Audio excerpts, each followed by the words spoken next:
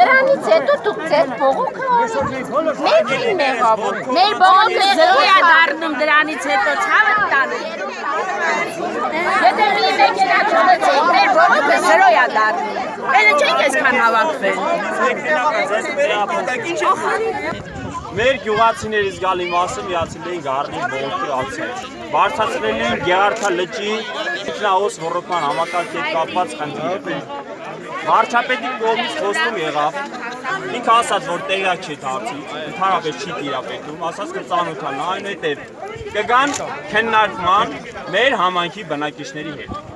Անմիջապես մեր մարզպետը Կարապետ Գուլոյանը ասաց, շինարարական աշխատանքներ կդադարեցվեն, երկուշաբթի օրվանից կսկսվի քննարկում։ Սակայն առ այսօր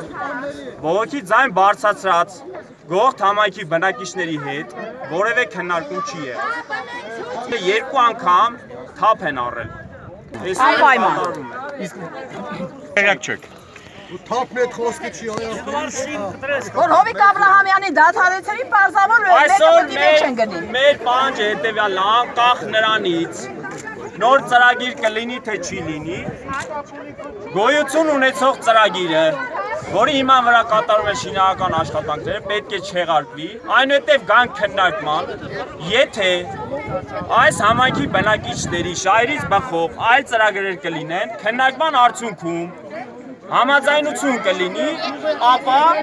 հաստատված ծրագրի համաձայն կսկսեն նոր աշխատանքներ, սակայն գոյություն ունեցող ծրագիրը նորից են պնդում, պետք է չեղարկվի։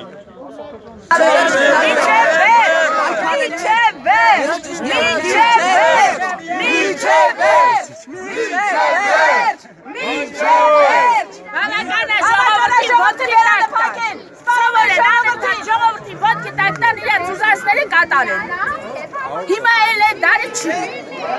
Խոսք է տղմել ժողովուրդը խոսում է։ Մեր նախագահը ապահով Հայաստան։ Իսկ այսօր մեզ ներկայացնում են անապատացող հայաթափվող Հայաստան։